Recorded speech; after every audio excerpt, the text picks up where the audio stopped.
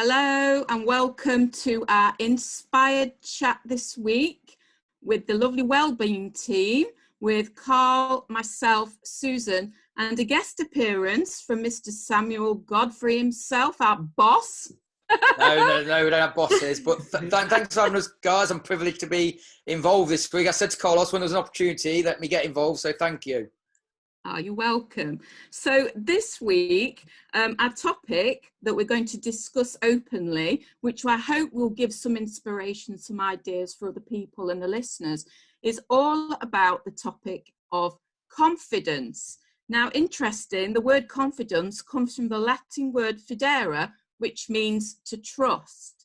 So that is, something that will come up in the word confidence. And I had a quick look to find a nice simple definition to get us started, and we have confidence is the feeling or belief that one can have faith in or rely on someone or something.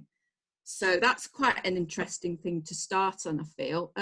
We all come from different backgrounds, we all have different livelihoods, and we've all done different things, and confidence is something that we all experience in our lives at some form or another, and we've all managed to overcome in different aspects as well.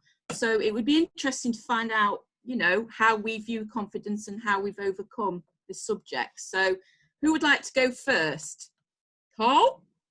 I'll volunteer to say a minute. So when I was ill in 2018, my confidence was rocked. I mean, Sam will confirm, I've always been a confident person. I've always felt I can do whatever I set my mind to achieve. And in 2018, I was poorly. And after I got better again, my confidence was at rock bottom. I didn't feel as though I could do my day-to-day things. I didn't feel I could look after myself as good as I could. I didn't feel as though I was providing enough to my family. My confidence was just at absolute rock bottom. So I've experienced having to claw your way back up and build it up. It's a difficult thing to manage. And how do you think, what was the main thing, do you think, that started the ball rolling? What did you do? In my case, I read a book, and the book gave me a goal, gave me something to aim for, and I've not lost track of that vision of what I want to aim for. And when I want to get there, I need to achieve certain steps to get to the next level. So the first thing that I had to overcome was work. I was having a difficult time at work. I wasn't particularly enjoying my work environment after different reasons. And I looked at myself and I had a conversation with my wife. I was like, actually, I've got skills to offer that somebody somewhere out there will want those skills. So I applied for new jobs. Well, I applied for one job and I got it. And that in itself is a confidence boost. And I've been working in it for the past 6 months, and 4 months, and I'm really growing in strength every day. I'm getting more and more confident in what I'm doing. So do you think doing something that you love makes you confident then, guys? Yeah, I definitely think that helps. I mean, a big thing for me, and obviously, like you said, we're all from different backgrounds. I think it's all about surrounding yourself with the right people, or having the right people around you, who can at times maybe just give that bit of pickup, that bit of guidance and support, and like Carl said there, point you in the direction maybe to remember what your goals are, remember what you're trying to achieve. We have a saying that the journey to the road to becoming a champion is a journey, not a destination. And that's why I say to all my fighters, because obviously I'm from a boxing background, is the fact your destination, you might be a champion, but it isn't just going to be playing on that track straight there. It's a journey, and you're going to come across so many different types of barriers, so many different types of hurdles. And if you haven't got the right people around you to help when you fall off the track, get back on, and give you that little guidance down, a bit further down, and then you go on yourself again. I mean, I know Cole now personally, and I'll speak. I mean, the wife's just come and gone. Zoe is helping him massively, but he's doing it himself with his weight loss and with his personal goals that he wants to do an Ironman and things like that. But he's got his wife, he's got myself, he's got friends, he's got Zoe, he's got that network around him. So he's lucky. But there are people out there who obviously don't have a network, and when they do hit low, I suppose it's how can they get back on the track, get their confidence up, remember what they're fighting for, if that's the word, and move on in the journey. Does that make sense? Yeah. Yeah. So sure. for me, having the right people around you is a massive thing. It's surrounding yourself. Sorry, Sam.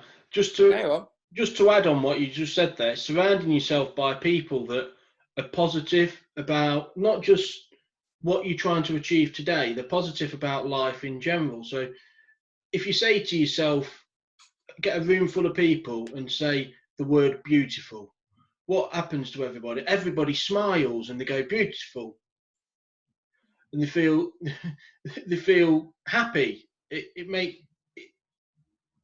almost like osmosis. It makes you feel better through the word. And you need to surround yourself with people that are happy, positive people that are going to help not just support you. It's a two-way thing. I've helped out friends, and friends have helped me out at times. And when you need an emergency pint, you need that person there. And that's the type of friendships that I thrive on. Yes, it's like a reminder, a reassurance, isn't it, that you're okay, you're doing well, and that encouragement that you get from people who love you and respect you is just invaluable, and it's a major part of what helps to keep us on track with different elements in life. So it could be that that there may have been something that's happened which has rocked your confidence, and what we need to remind ourselves, which is always difficult at that time because we're so focused on the very thing that we've lost confidence in, and it's more about our own personal abilities as to how we deal with something. So, for example, with myself, it was speaking to people, and especially to large groups of people. And a couple of years ago, you wouldn't have got me doing this, for example, because I lost my voice. I lost confidence in being able to speak up and speak out. And that was for all sorts of reasons, which is too complicated to go into. But that was, I just wanted to give a specific example, because part of what helped me not just get back to where I was, I needed to get into a different place, a better place and space, so that wouldn't happen again, so that I could grow and evolve and develop from there. But I needed to remind myself of all the other areas that I trusted myself in, and that's where the trusting, confidence and trust, it's trusting in yourself that picking up on the areas where you confidently go forwards, and you demonstrate that it is possible. But as you say, Carl, you've got to just put certain steps in place which are manageable and encouraging of yourself, so that you set yourself up for success as opposed to failure on that journey. So I think a lot of the time, sometimes when we're faced with something that's quite challenging and out of our comfort zone, I mean, I can totally relate to Susan's example of standing up and talking in front of people. I still struggle with it now from time to time. There's a few things I have to do in the loos before I go out and do it. I have to do the old Wonder Woman and the breathing and all that sort of thing. But that's skills that I've learned over the years, you know, to put the fear and bring that forward and recognize it. So then your brain goes, oh, okay, that's all right, you know, or think about them in their underwear or other things. There's loads of things out there that you can use. But I think a big part of confidence is that it's learned. I think we all have it. We just have it at different levels, for sure. And it's all of these things that we've talked about that can actually start growing it. And I think for me, especially at the moment, you know, because we're all changing and doing things like Zoom and what's that chat party thing, which I still don't understand, No. and lots of other things we're having to learn. But you know, when you do small things and get a small accomplishment just once, it's like a building block to other things, and you think, oh, I can do this. Do you know what I mean? Maybe I can do it again. And then I think it makes it easier and easier and builds up your confidence, for sure. And you're not worried about it so much. I don't know if that's like, I've always wondered, Sam, when, you know, when you go into the ring, when you want, you know, for the fight, how do you get your confidence up there? How do I do it, Carlos? I'm just laughing because I've seen you've sent me selfies from you were at Nottingham Arena, I think. You'd got a title fight, and you sent me a selfie of you in your shorts going like this. So, like my Wonder Woman. Yeah, exactly. Look, everyone has their own, like you've just said, everyone has their own process they have to go down, and I think that's the key of identifying these bloody headphones, man. Identifying what your process is. So for me, I like to keep busy. So on the day of a fight, when I was fighting, like Nottingham Arena, for example, fighting in front of thousands of people at Motorpoint, I was helping to organise the show. So I was there first thing in the morning. I was actually walking around. I was asking questions. I was making sure things were set up correctly and going through the walkout again and everything. So I was keeping busy. Do you know what I mean? I was constantly talking to people. But then about an hour and a half before, when you get into stuff up, then I go quiet then. So then I'll put my music on and I won't talk and I'll go quiet for about half an hour, 45 minutes. And then about half an hour from going into the ring, then I'll get up and I'll start moving again. And I'll start going through the motions and psyching myself up. And then I come out and my thing is my walkout. Carl will tell you, you see, probably, I think I don't know if it says your names, but my name on it is Hollywood. I have a thing that part of it is I like the big fire, the special effects. I mean, some of my walkouts have gone on for, I think like 8 or 9 minutes. So I've had live That's the shorter ones. Yeah, they're the short ones, yeah. So I've had live performing singers bring me out and all sorts. But that is part of my bravado, or bravo, whatever the word is, you know what I mean? And that's all, it's an act. It's a confidence thing, though. It's to give you that edge over your opponent, and sometimes it works and sometimes it doesn't. So...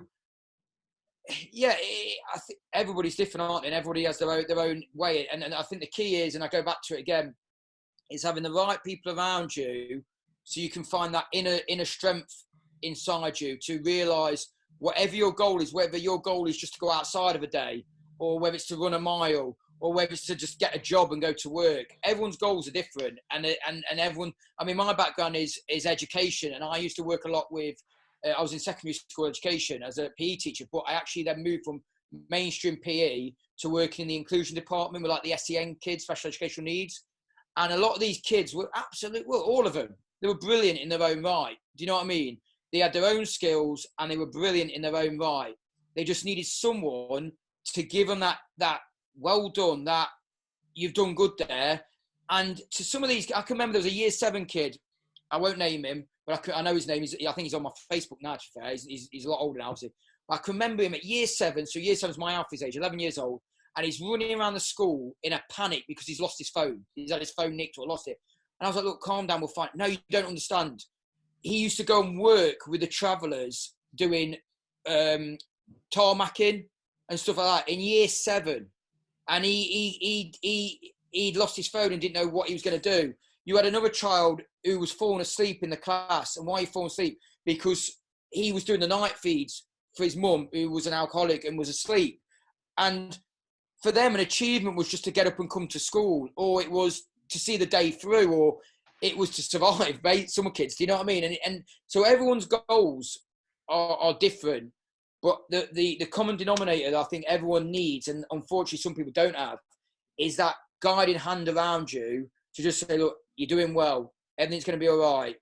You've got this. I mean, I was a bit down last week with the one-stop shop.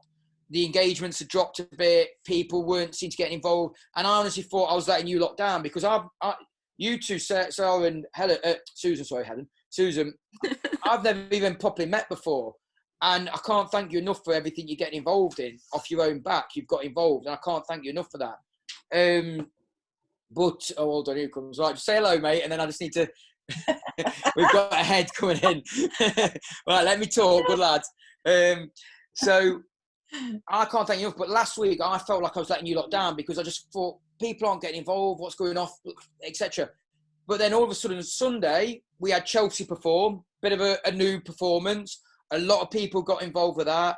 Yesterday, people got involved with asking questions. Carl got a lovely message from someone saying, thank you so much for everything you're doing. And all of a sudden it clicked again. And I thought, that's why we're doing it. We are doing a good job.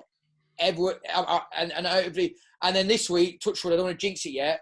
Hopefully we've got a little bit of money from the National Lottery, so we can use that to actually advertise and get more engagements and get our message out there more. I've just had a 2-hour meeting with Nathan, who's going to be helping to make more creative posts so that we can improve engagement and that.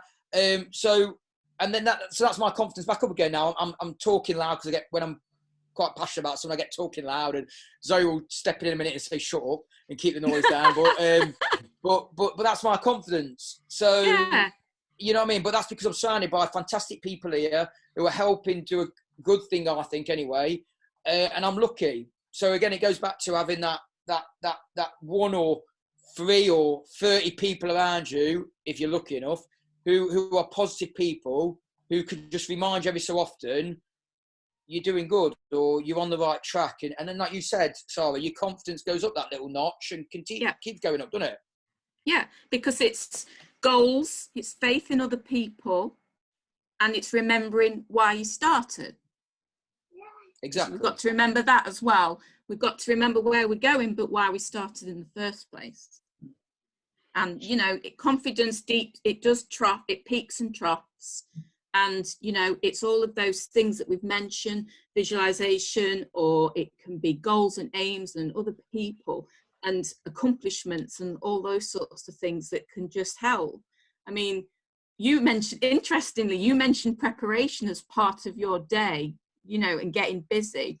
For me, preparation really gives me confidence because I must be a control freak, I suppose. And I think if I'm prepared, then I can't be caught unawares, and that gives me confidence. I don't know about anybody else. So if I get into a state where things are getting a little bit out of control, I start missing appointments, or this is a work-based type thing. I start not knowing what's coming next. I'll go into control mode and I'll have everything lined up in the line and fully organised, know exactly what's happening, full drumbeat, and I'll have a full reporting system for when I'm going to hit these things. And that's control mode, and that's what I fall to naturally. But I've had it before where I've talked to, 100 people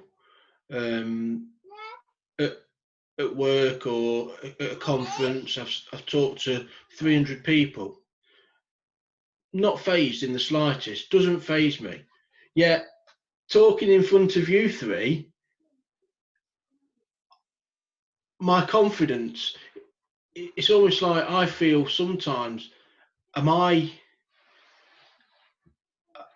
not doing enough to fulfill those people's needs or requirements? Sometimes I don't know if it's just a personal thing, but sometimes I have that confidence in the back of my mind. Lack of confidence. So big things, big things don't worry me. I'll go and do something really, really big, climb a mountain, which I've done. I mean, I climbed Kilimanjaro a few years ago, and What? thought of doing it never entered my head. I just went and did it, and didn't faze me in the slightest. Yet getting ready for smaller things, I get all het up about them, and that's just the way I am. Well, it's a bit hard to compare to Kilimanjaro, mate. That is up there, don't you think? I mean, that's massively confident. We're just small fry. No, it's a big deal to me. But that's it. You see, it's interesting how we all do things and cope things, and what we feel needs more of our time than other things, for sure. It's just, people are fascinating. We're all fascinating. That's why I like people and understanding, and the Inspire, the project is brilliant because we're learning about other people. We're seeing other people, we're learning things that, I didn't even know about before, from massage to boxing to core training. I didn't even know anything about that, and I found myself the other morning having a go. Are you planking like a pro now? I'm not sure like a pro. Face planted. Well, again, that's the whole. The beauty is you're going out your comfort zone, but now you feel good about yourself, and it will help with your confidence. I mean, like Carlos will say, he's done these projects, and I always give him we went out for a run on Saturday, didn't we, Carl? And he always has a little doubt or something about something, and I'll be the voice and give him a kick up the arse. And if I don't, the wife who's next to me now, she will.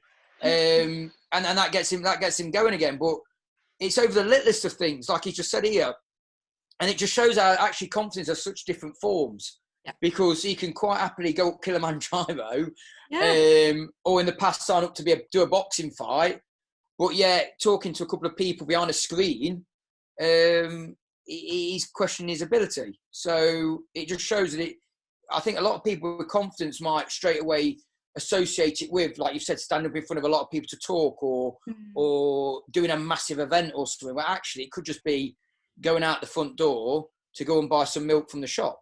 Does that make sense? Yeah. Yeah. Absolutely.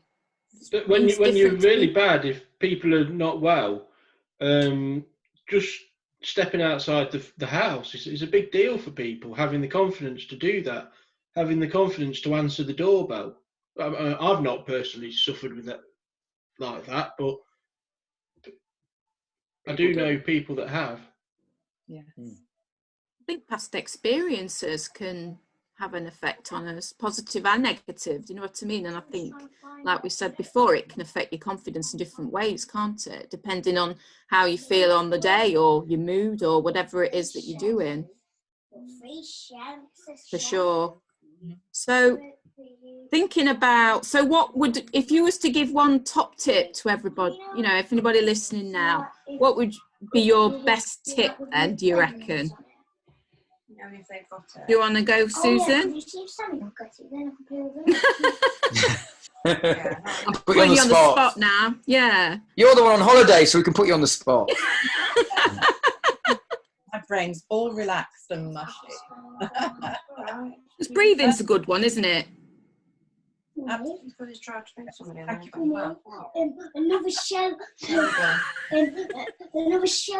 has come. Yes, well, I've got 0 what Carl has just mentioned. I'm just moving up. We're almost done. I am actually going around I'm rotating for the last 2 minutes. I'm just coming here for a second, just because the kids are setting up. Go on. I love how you've been relegated to another room. Yes, as you were just talking about, when someone is unwell, and it can strike someone at that very core level of not being able to even go outside or welcome people into their homes, or and that when the nervous system is on high alert, and those people are really struggling with the fight and flight, and confidence is one of the first things to just disappear on all levels about all things. So to take things right back to basics and just remind your body that you're okay, that you're safe in this moment, is to take a purposeful breath in through the nose. And just give yourself that space and reassurance, because if there's nobody else there, then you've got to rely on yourself to find ways to reassure yourself that you're okay. And that might take little by little action, you know, going over those very basic routines of self-care to keep preparing the way and to keep reminding yourself that you're okay. So absolutely, Sarah, the breath is hugely important. And you know, obviously we cannot go longer than usually around 3 minutes without breath, without oxygen. We can go without all sorts of other things, food, water, etc., for much longer, but the breath, you know, so taking that breath reassures the body on all levels, reassures the mind that you're okay, that you're here, you're alive. And that is a really good place to start. Yeah. I think I would say challenge your inner critic, because you can question. When you say you can't do it, can't do this, you can do this, you can do this. And just try and switch the negative to the positive. With practice, obviously, with a bit of gusto. Other than that, I always resort back to Wonder Woman. Hey. Oh dear. You want to go, Hollywood? I just keep going back to the same thing. It's try and surround yourself with somebody who you can always rely on to give you, what's the word, bit of home truth, I don't know, or pick you up if you need it. I think you only need one person if you're lucky to have more than one, but I'm always one. So I know Susan's a breathing, and I get that, and so what you've just said, but mine is, I've always been a person, so I don't like my own company. So I've always been one to surround myself by people. Sometimes I don't see always the right people, but I'd like to think now I've at the age of 37, I've got the gist, and hopefully I've narrowed it down to the majority of the right people. So Carlos shaking his head. So I always think if I doubt myself, I always know I've got, on one hand, I can ring a couple of people that I can speak to, and I'll get truth back and reassurance. And it might not be reassurance that I want to hear, in the sense of, yes, what you're doing is right, X, Y, and Z, but it'll be reassurance in the sense of, well, there are positives in what you're doing, or you've got positive opportunities, or whatever, that you're having a positive outcome to follow on from. But then it goes back to what you just said, Sarah. Then you've got to have the self-belief to follow that on, and carry on, and follow the light at the end of the tunnel, so to speak. But yeah, my one is try and at least have someone close to you who can be a positive influence. Okay, so for me, this is going to be the final part of the show, but it's breaking things down into manageable chunks. So I honestly believe, as a human, I am capable of achieving pretty much anything. That's not an arrogant thing. It's, bear in mind, I'm overweight, I'm asthmatic, I wear glasses. If I decided I wanted to learn to ride a horse, I would book myself some horse riding lessons and take 2 or 3 years learning to ride a horse. A few years ago, I wanted to learn how to play Tiny Dancer on the piano, so I went and had piano lessons. And I really do believe that take a big target and just break it into small, manageable chunks, you'll eventually get there. I think you're unstoppable, Carl. You're an inspiration, for Wise sure. words, my friend. 100%, Carlos. Well, thank you that. ever so much for today's show. Hope everybody's enjoyed it. Thank you for getting me involved, guys. Thank you, and thank you. I know, Carl, but Sarah, Susan, thank you so much for everything you're doing. And when this is all done, we'll all get together, have a bite to eat and drink, and get to know each other a bit better, and where we're from, and hopefully carry on with more stuff in the future. So thank you.